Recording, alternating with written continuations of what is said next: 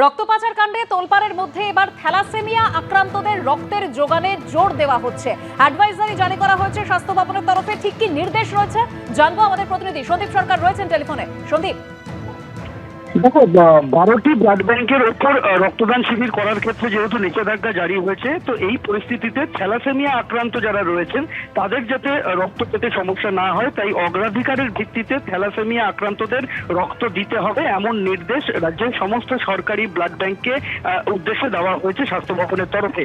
Thalassaemia রোগী এলে তাকে ফেরানো যাবে না, 1 নম্বর।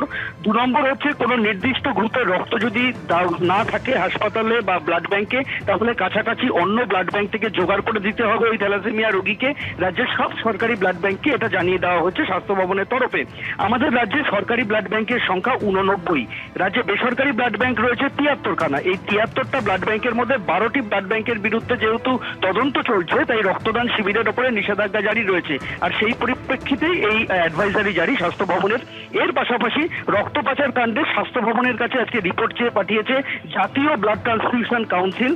স্বাস্থ্য ভবনকে অন্ধকারে রেখে ভিন রাজ্যে রক্ত এবং প্লাজমা পাচারের যে অভিযোগটা উঠেছিল, সেই পরিপ্রেক্ষিতে স্বাস্থ্য দপ্তরের আধিকারিকদের সাথে কেন্দ্রীয় ব্লাড ট্রান্সফিউশন কাউন্সিলের আজকে বৈঠক হয় গুরুত্বপূর্ণ।